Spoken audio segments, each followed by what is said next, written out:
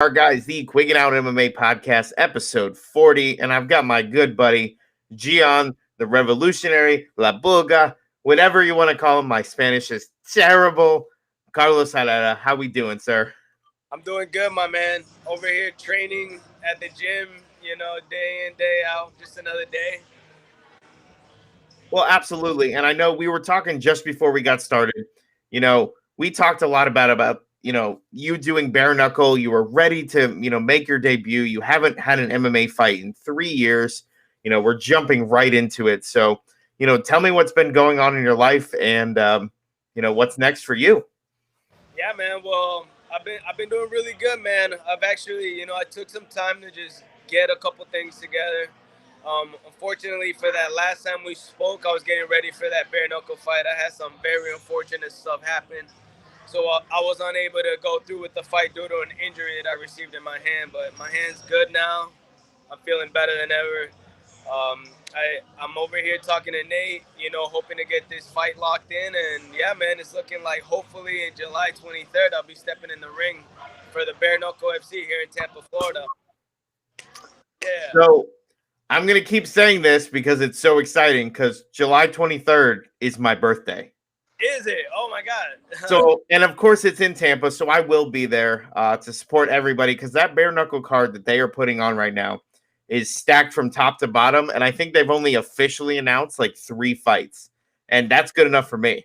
So. Okay, man. I don't even know which fights they've announced. I'm still waiting on my contract, but I know they're a little busy with the events and everything coming up. So I'm cutting him a little bit of slack. But, yeah, Nate hit me up. He's like, hey, you want to fight? I'm like, yeah, you know who I want to fight, so let's do it.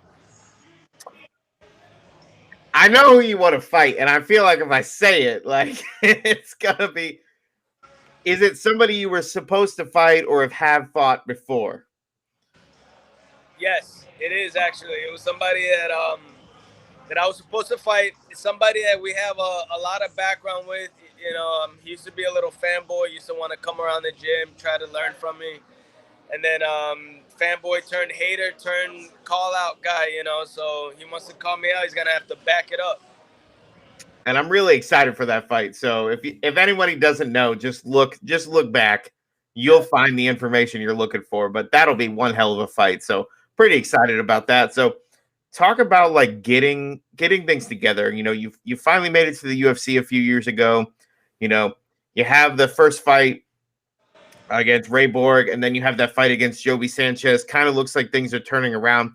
And then the next 2 fights don't go your way, and they send you your walking papers. So, like, what was the mindset, at that point to be like, I worked this hard to get this far, like, and that's it? Like, that's the end of it? Yeah, it was. I'm gonna be straight up with you, man. I hit a very rough spot in my life shortly after that, because I wasn't being smart with my money. I wasn't being smart with, with my managers, with people. I had people from all angles, putting their hands into my fight first. And then, after one of my UFC fights, I was owing $1,000 instead of, getting paid any money, So I found myself, living out of my car for a little bit. This was during the UFC days. I was living out of my car for a little and working at a Publix. And then the last 2 fights that I had on there, it was basically out of pure necessity, trying to get that money, But times have changed. Fortunately for me, I've been a lot smarter with money. I made the right investments here and there. And I'm good where I'm at financially. So I decided to take on this journey because now I'm doing it for the passion of the fight. The main reason why I started this whole journey is because I love to fight, man. I'm a fighter. I've always been a fighter, and now that I have the opportunity to be a little more structured in life, now is when I feel like I can really give it my 100%. And I really love that just because of the fact that you're seeing a shift in the where fighters are going as far as organizations, whether, everybody used to say UFC or bust. Like that was the only place they wanted to go. And you're seeing all these guys go to PFL. You're seeing all these, and they're finally getting to a point where it's like, I love this sport, but I need to make money. I love this sport, but I can't continue to do it without the financial backing. So with you saying, making the right financial decisions outside of fighting, it really allows you to really go anywhere. Absolutely, man. Because I mean, you know this. It costs money to pay for your coaches. It costs money to pay for the gym, for your nutrition, and then let's say you have to go, out of town to go do a camp somewhere. For example, I like to go to Vegas and train there because of the altitude, the coaches that I have there. So all that stuff, it costs money. And now I'm at a position where like I didn't even I still don't have the contract signed, but he's like, hey, you want to fight? I'm like, yeah, I want to do it. Yeah, right. Time off work, went to Vegas, linked up with good coaches, paid good boxing coaches, and here I am back in Tampa, man, still investing into my training because now I have the ability to do so. Well, and like you said, you're at a gym right now. There's a cage. You can barely see it, but it's back there. Oh yeah, it's definitely there. So, and that's exciting. Like you said, coming back to Tampa, I saw you spend a lot of time in Vegas, and I know you were living in your car at Vegas at one point, which is insane to me. Yeah, man, I'm telling you, it's because you know what it is, man. I literally gave the sport everything I had. I gave it everything I had. I'm talking about from sun up to sundown. I was constantly training, man. It was really hard to hold a job, but like I said, man, now today, the Geane that I am today, I've been a lot smarter with the way I've structured my life. I realized after the UFC that fighting isn't always everything, man. You need to have certain things in order in life in order to continue to do what you love. And I took care of those things, man, and that's why I'm here. Well, and not only that, like you're not just, you're a dad, having your kid and having to think about the fact that you have to, kind of think about his future at the same time thinking about your own. Exactly, man. And that's honestly what did it. It was the fact that I felt like I kept just chasing dreams, and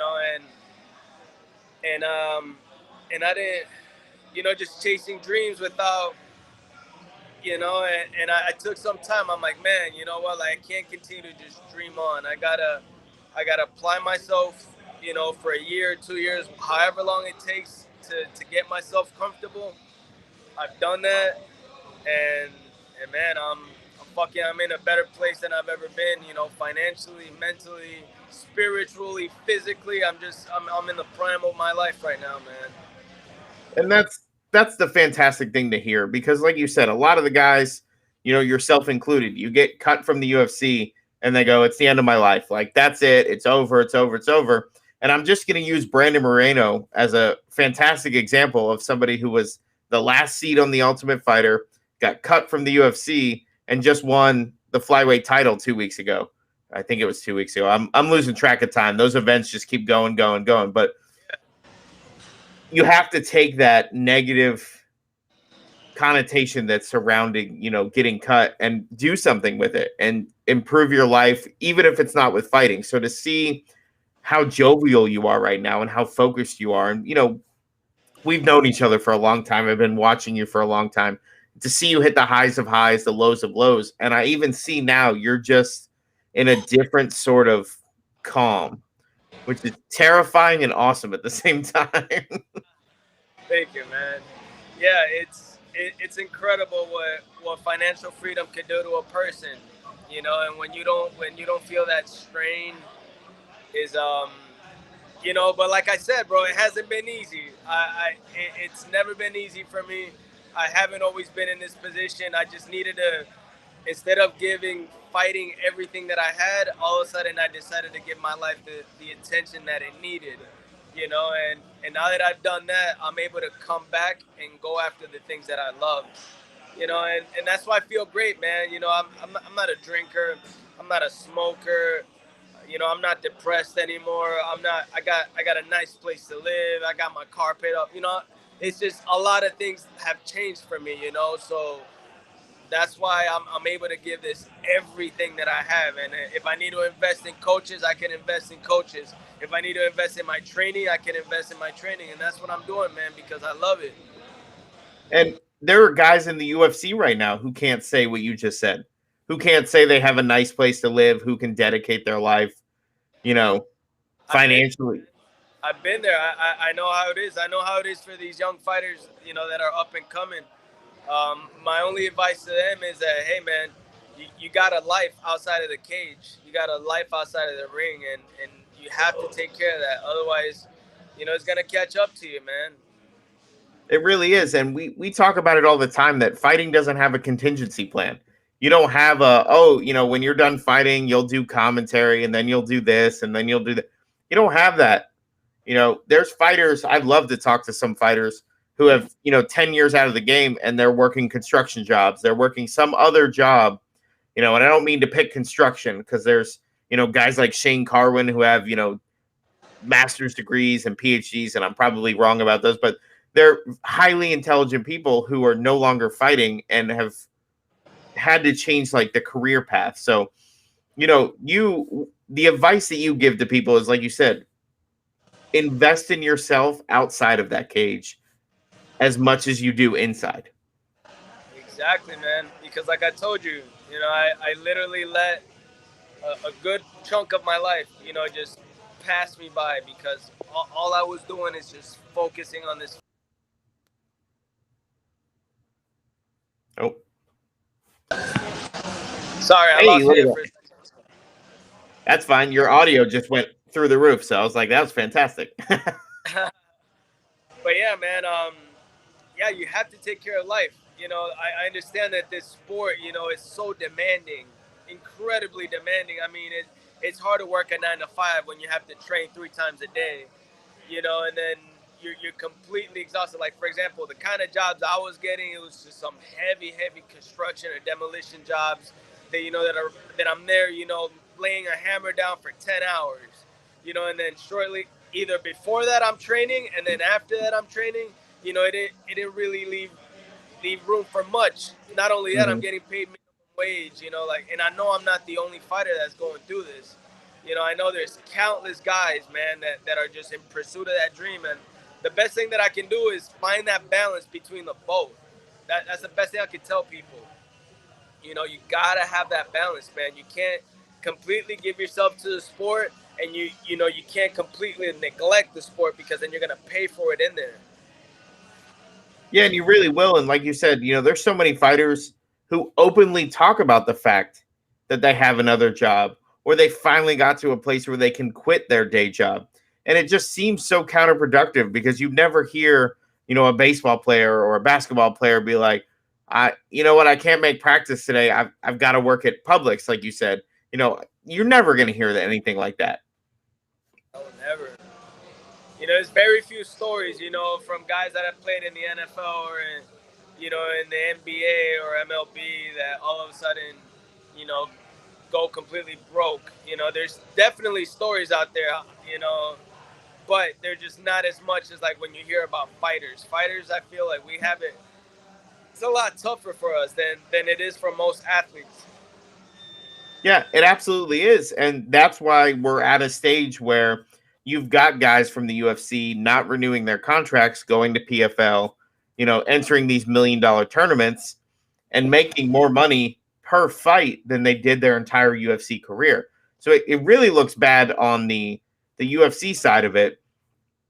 But you also have to realize they have 500 people on the roster versus PFL having probably less than 100. Exactly. But you know what, man? Like, to me, it's also like it gives people hope for the after part of your career. Mm-hmm. Like you got places like Bare Knuckle FC, you got like Logan Paul and his brother. Like those guys give fighters an opportunity, to make the money that they've always should have made. And you can only be grateful for those sort of promotions that are out there because it allows us to continue on with our with our dreams, with our fight dreams, bro. Because once you're a fighter, you're always a fighter. Like, look at me. I completely stopped this whole thing for like 2 to 3 years. and then I got a call on the phone when I'm in the best position I've ever been in life, and then they give me the call. I'm like, yeah, fuck yeah, let's do it. Like, Yeah, you know, let's go. Yeah, man. And I Yeah. love that you said that, because the whole Logan Paul thing, I never thought I'd be discussing Logan Paul ever in my life. And there's videos out there, and the best videos are the one where Floyd seemingly knocks him out and is holding him up while he's kind of knocked down on his feet. But that takes two people to do that. That takes two people. And as ridiculous as it is, and I do not condone it in any way, shape, or form, that Floyd is boxing a YouTuber. Yeah. But you know, the money aspect is starting to become a little bit more clear, to the point of like, listen, if I'm Ben Askren, I don't ever want to accuse anybody of fight fixing or taking a dive. But I'm pretty sure Ben Askren made more money in that fight than he did for a very long time. For what, a minute? You know, like that's what it comes down to, man. It comes down to the money. At the end of the day, we love to fight and everything, but it comes down to the money. Especially when you get older and you start seeing your kids growing up, like you were mentioning to me. You got to start paying for college. You got to start buying a car for them to start driving. Like, once you see your kids get to that point, you start realizing that it's not necessarily about oh, let me just fight for the hell of it, like how I was doing when I was in my early 20s. You know, now we got to think about the long road ahead. You know, where okay, I wanna have a house. I want to have a house here. I want to have a retirement plan. You know, and that's just the mindset that I'm on, while I get the opportunity to continue to do what I love. You know. Yeah, and you talk about the 20s like they were so long ago. I'm like, you're 31. Like 10 years ago. Yeah. But realistically, I mean, when I met you, your son was, lower than I could show it. He was a baby. Yeah, he was a kid, like a toddler, kind of. And now he's going on, what? He's 13 now, going on 14 soon. Yeah, it's insane, bro. It's crazy. Yeah. It's crazy how time flies, man. And yeah, like you said, it's all about our kids at the end of the day. You know, I have to make sure that he's okay, you know. And as far as, like, you've already kind of preluded to it, but that makes a huge impact on the decisions you make in life, because you obviously want to be able to support him without giving up on the dream that you have, the fighting spirit, I guess we'll call it, in this sense. So what's that like? Is that like an internal battle for you to be like, I want to be able to support him and have him, look up to me, but at the same time, in fighting, we know there's losses, we know there's all kinds of things, there's setbacks. So what's that been like to overcome that, to really clear your mind? Honestly, that's a very interesting question that you just asked me, because I used to always worry about what my family thought, what my friends thought, what my followers thought, and I always felt like it was fun, but it was also very counterproductive. At the end of the day, like, even though they get to benefit from the money that I make in fighting, or et cetera, even though, like, at the end of the day I'm trying to, like, look out for them, it's not necessarily for them, because I can continue to do what I'm doing and make money and then support them financially, So what I'm trying to say is that I'm really just getting in there for me, for the love that I have for the sport, because anything, you know how the fight game is, man. And I had my mom tell me, she's like, oh, I need you to stop. Like, I'm never gonna stop this. Like I'm a fighter. I will fight until I can't fight anymore, and that is just the way I treat this whole thing. And if I get to make money doing it, even better, you know. And that's a huge thing too, because as a fighter, not even ever being in that position, and I won't ever say I know what it's like to be in that position, but you have so many fighters who will lose, and people are like, you need to stop fighting, you need to stop. It's not that easy. Yeah, no, that's like one of the hardest decisions, man. I mean, honestly, like, the only reason why I took some time off is because, you know, my mom was in my ear the whole time, you know, and like, she was right about a lot of things, but at the end of the day, man, this is my passion. This is my life. You know, like I'm a fighter, man. You know, there's no way around it. Like, this is what I do. This is what I love to do. Well, and exactly. And if you look at a lot of the bare knuckle records, and I don't want to sound like I'm dogging on any of them, but you see a lot of the bare knuckle guys that don't have a lot of success in MMA. You know, they've got a less than stellar record, but it's because you could tell they were just waiting for that opportunity. They didn't want to box. They wanted to try MMA to test themselves. It didn't work out. And then they end up in bare knuckle. But you've got somebody like you with, your 3 losses really came in the UFC. Like, that was your losses. So you've got a pretty successful record when you go into there with 10-3 going into bare knuckle. So the reason I asked, bring that up is why bare knuckle? Like, why is that enticing to you when you were pretty successful in MMA? It's very enticing to me, man, because I'm all about the challenge. You know, I've always wanted to make the transition because, like, I've had a Muay Thai fight. I've had, now I'm going to get this bare knuckle fight. And, before it's all said and done, I'm looking to get a boxing fight in. And I really just want to be one of the very few guys in Tampa that have done it all across combat sports. Competing at the highest levels always. And that's really my goal, man. It's part of the legacy that I'm building so that when I'm that old man and it is time to hang up the gloves, I can be like, you know what? I did it all. I didn't run from anybody. And aside from that, I think bare knuckle is on its way up, man. And I'm a firm believer that I can go in there and pick up a title, if not 2 titles. Oh, shit. So, talking about that and knowing what weight class, you'd be fighting in, you've got the whole situation with that win, and they just stripped him of the title. They had contract negotiations. Now they've got the Johnny Bedford and, oh gosh, now I can't even remember. Easy Hands. Like, now I can't even remember his name. I'm sorry, Reggie Barnett. I'm sorry. But, like, how do you feel about that division and seemingly opening up to where, like you said, you come in, you have an emphatic win. There's not a lot of guys in front of you to kind of slow that down anymore. Exactly. And that's what I mean, man. I feel like I just need to continue to do what I'm doing. Go in there, take care of business, and continue the climb. I'm going to get a Bare Knuckle FC title, if not 2 titles, and I'm going to be, the first 2-time champion in BKFC. And, I mean, that's a bold statement, and I'm not doubting you in any way because that would be disrespectful, but... You know how we are as fighters. You know how we talk as fighters, Yeah, and that's the thing about bare knuckle is that, again, it had this stigma, and I've said it. You can look back on every show I have where I mentioned bare knuckle. I was not a fan. I was like, nope, not interested. Nothing about it. The only foray I had into boxing was a few, Muhammad Ali fights. And then when I saw Deontay Wilder for the first time, and I was like, this dude's trying to kill people. This is exciting. And I went to that bare knuckle fight in Tampa, and I remember the first punch that hit a skull, and I was like, oh my God, that is the worst sound I've heard in my life.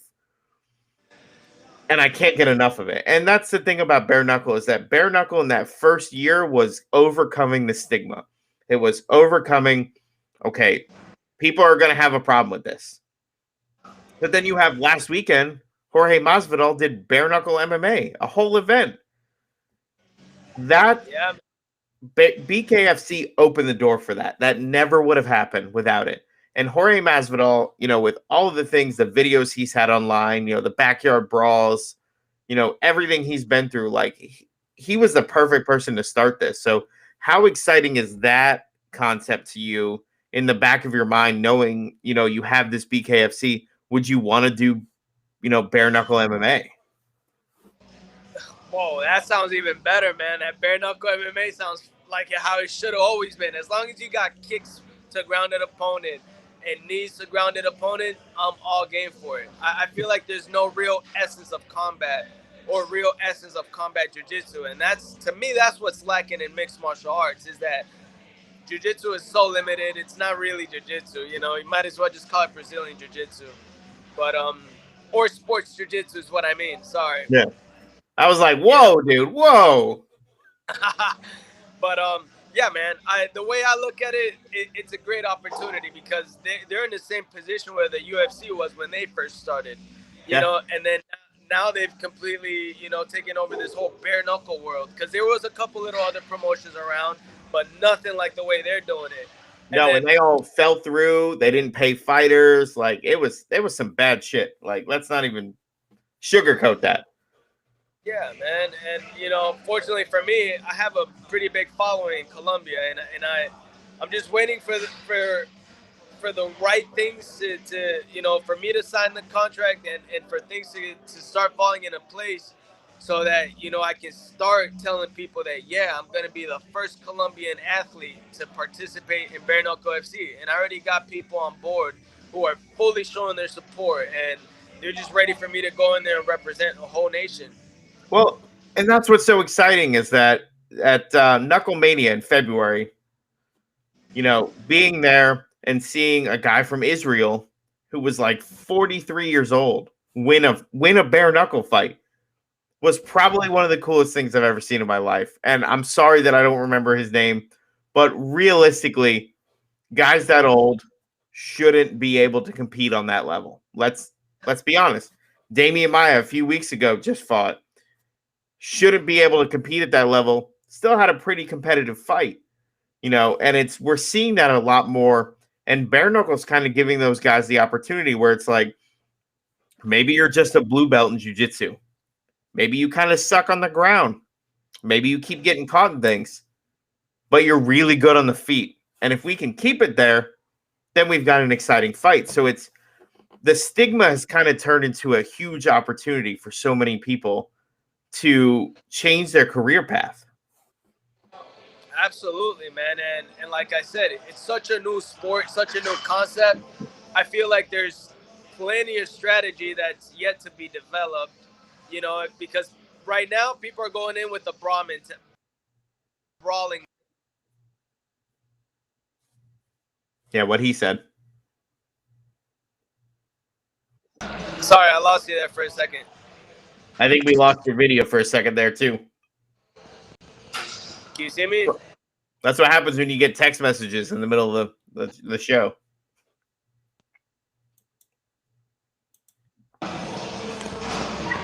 Oh. Hey. I've got your audio just fine, but your video seems to have disappeared on us.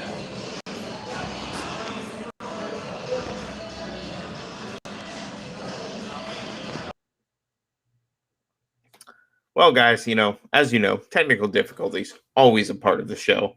Always a part of the show, but that's why I love doing this. You never know what's going to happen. So hopefully Geane's about to get back on with us and get things moving. But again, I just want to take this time to thank, you know, La Barba Cubana for the beard oils. They're absolutely fantastic. Bertzo's Bake Shop over in Orlando. So if you're ever in Orlando, hit her up on Facebook.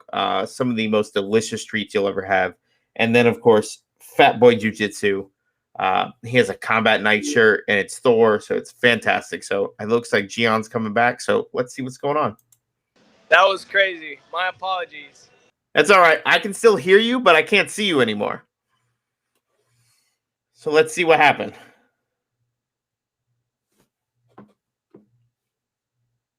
Hey, there we go. Can you hear me? Maybe.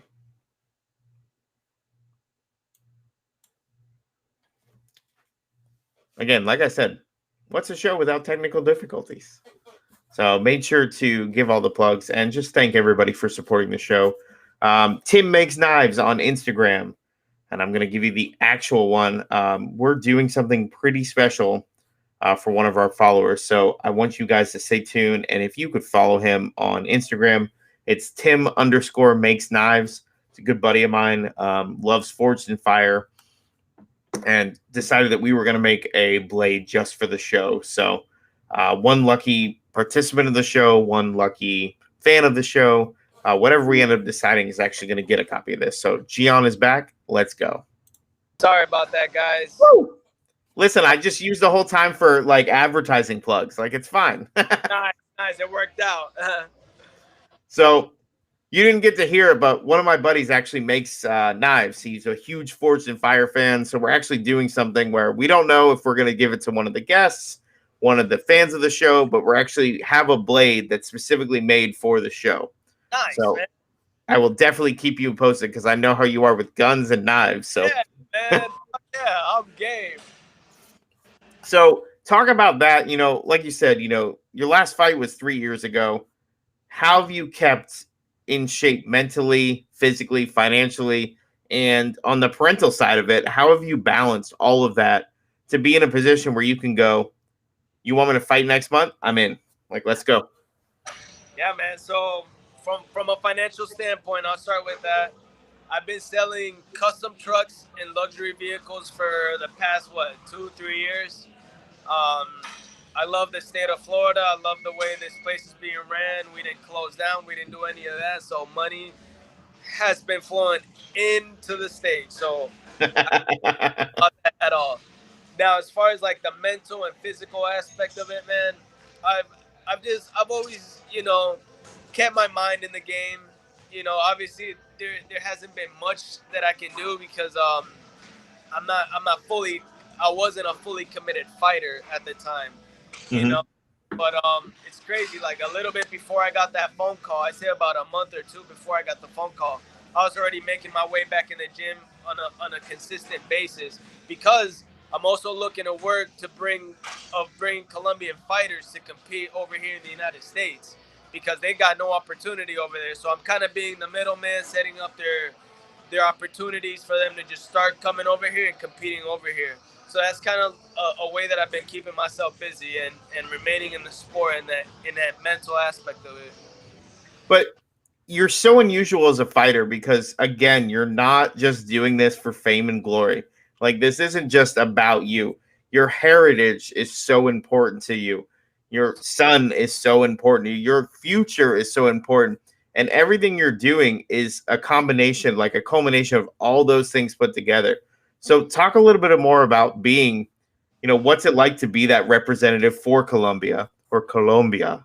Again, I'm whiter than white, so it sounds terrible when I say it. Perfect. You said it, man. So the way I look at it, every day I wake up on this side is a blessing. Regardless of what people say about this country, this is the greatest country on earth. And if you disagree, it's because you have not been to a real country or a country south of the border. And when you're over there, when you see that you have no opportunity, when you see that, people live, multi-generational homes, that people just don't leave because they don't have the funds to do so, or they can't get education because they don't have the funds to do so. So coming from that background and understanding the opportunities that I have here, I feel like in a way I'm obligated to take the contacts that I have and kind of pave the way for these guys that are trying to come through, to make that breakthrough from Colombia, to the United States. Because honestly, bro, you can have a whole career, 30, 40 fights in Colombia, and you're never going to get a fight here in the United States of America. So what I'm looking to do, I'm looking to start bringing these guys over here straight from the amateurs, to their first couple pro fights. I'm already looking to establish a couple fights for them here in the United States so they can start building a name for themselves. Well, and that's exactly what I was going to allude to. So I'm already glad that you're on that board, on that page of bringing these guys over because you have the opportunity, like you said, the obligation, to take these guys who would probably never have an opportunity, who would never get the time of day or the second look because nobody knows where to look. When Dana White does looking for a fight, he's looking at all these regional promotions, and sometimes that's the only way these guys are ever going to get any exposure. They're ever going to get any sort of, limelight on them. Take that out of the U.S. You being somebody who can represent Colombia, you could literally put yourself in a position to be a Colombian ambassador for the sport of BKFC and then some. So I love that you've already got that mindset because, like you said, it's essential and it is an obligation that you're kind of ingrained with, and you have to follow through with. Absolutely, man. And like you said, it's sort of like no, it really, to me, it's like an obligation, because if not, I'd be taking this whole opportunity for granted. Because if I can't help someone else have the same opportunity that I have, then what good is it? Can you see me? Yeah, sorry, my light was way too bright, so I had to fix that. So yeah, man. So to me, that's where I get the satisfaction out of all this. So that the day that I do decide to hang up the gloves for good, I'm still continuing to contribute to the sport. And that's what all we want. We don't want people to keep fighting until they're getting beat 5, 6, 7 times in a row by knockout. We don't want to see fighters get brain damage. As exciting as they are in the cage, we don't want to see that. We want to show the world that you guys can make an impact that isn't just quote unquote barbaric, quote unquote human cockfighting, or you look at bare knuckle and you look at John L. Sullivan in the late 1800s, guys like that who broke ground for when it comes to bare knuckle fighting, who were doing it with barely any rules. And literally with John L. Sullivan, he only lost his last fight. He had 53 fights, I think. That's nuts, man. And he lost the last one, and you have to think like he was probably like, you know what? When I lose one, I'll stop. And he just kept winning and winning and winning and winning. And you've really got bare knuckle has kind of taken away from the character aspect. Yes, they've signed a lot of people like Paige Van Zandt, Rachel Ostovich, Pearl Gonzalez, all these people, Chris Lieben, who I got to watch one of his fights, and I know he wanted to fight one of the Paul brothers, if not both of them, which I would watch that as a spectacle as it is. I'd watch him fight both of them because it's Chris Lieben. Yeah.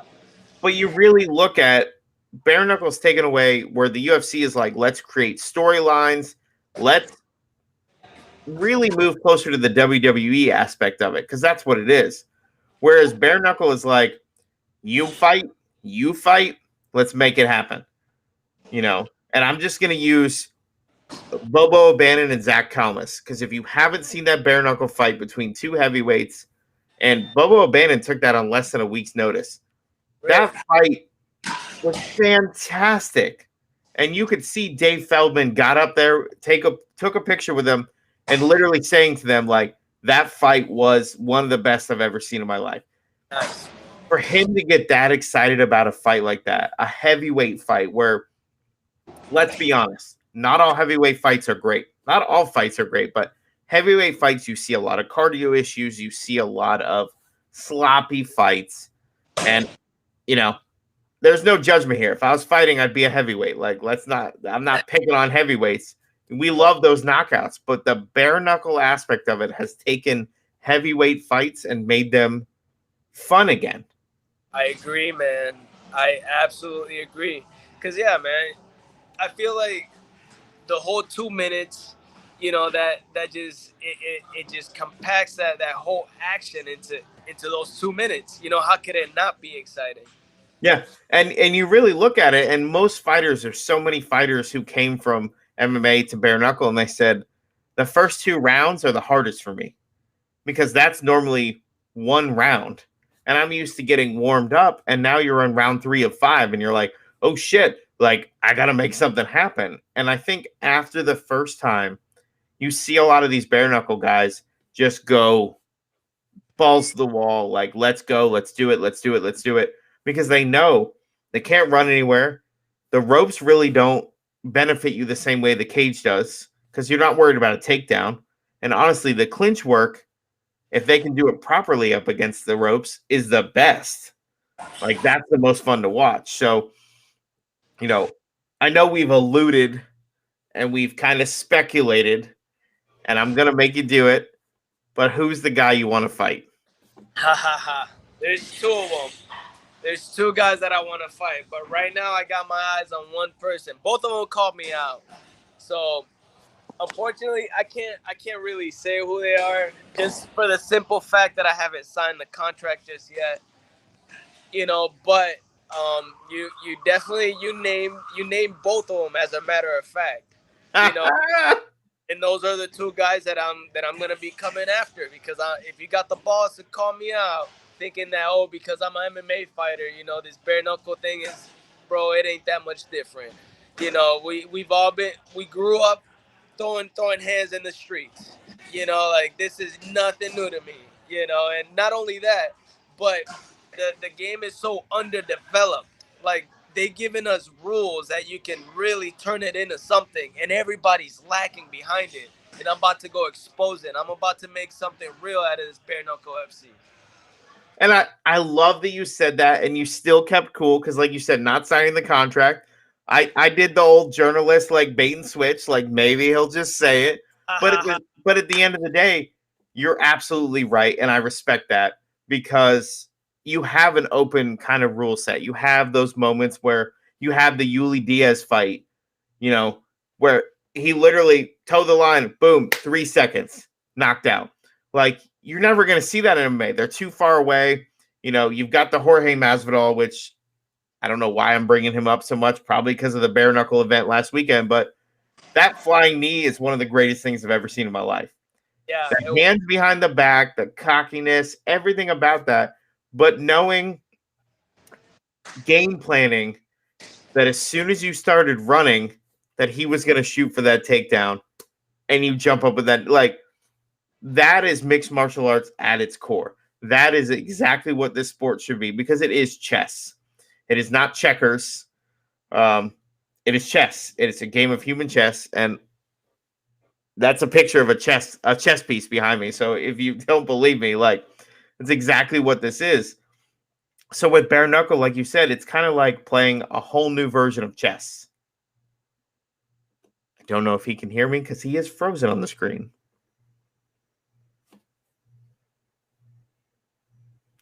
Let's see what happens here, guys.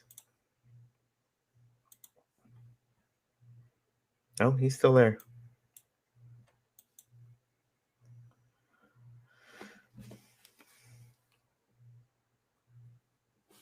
Again, guys, I appreciate everybody watching, reaching out, kind of going through the motions with us, because, again, BKFC, July 23rd, everybody needs to go out, watch this fight in Tampa. I will definitely be there. There's no question about it.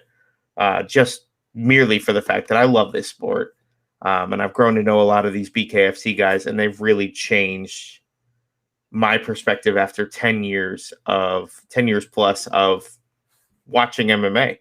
And, the few years that I've been training jiu-jitsu and starting to learn the different aspects, but bare knuckle just brings a whole new element to this game, a whole new understanding to what can make these careers take off in a way that we didn't think was possible, that we didn't think it existed really anymore. So hopefully you guys won't have to listen to me talk too much more, and Geane will be back on. So just give me another second. Let's see what's going on with him. And if anything else, if this is the end of the show, thank you, every single one of you, for watching the show. I don't care if it's 1 viewer, 100 viewers, 1,000 viewers. I'd love the 1,000, just so you know. But realistically, just thank you. And hopefully we get Geane back here in a second.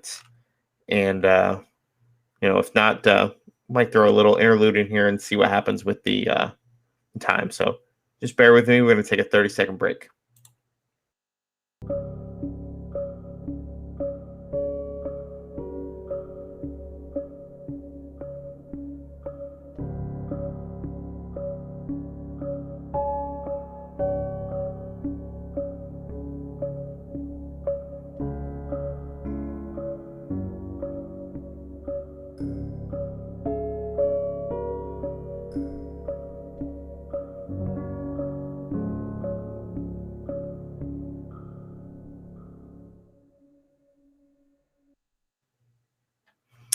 All right, guys. So it looks like Geane is having some technical difficulties there. So we'll give him a few more seconds. If not, Quiggin Out MMA Podcast. I just want to thank Combat Press.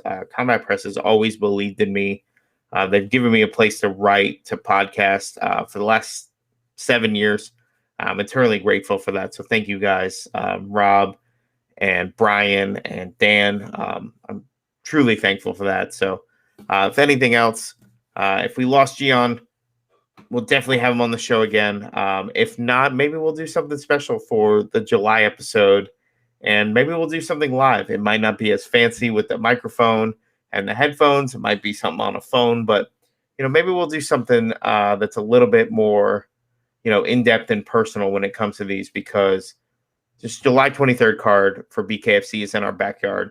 It's less than an hour away from me, and I'm super excited for a lot of the matchups they have. Britton Hart and Jenny Savage, Rachel Ostovich and Paige Van Zandt. I know Pearl Gonzalez is going to be making her debut. We already talked about Geane possibly being on there. So there's a lot of things that are going into this. So thank you, everybody, for watching. Like, subscribe. I don't have the cool graphics that all these guys have. Shout out to James Lynch. I'm always jealous of the things he has popping up on the screen. But really, guys, thank you so much. And we'll quit out with you soon.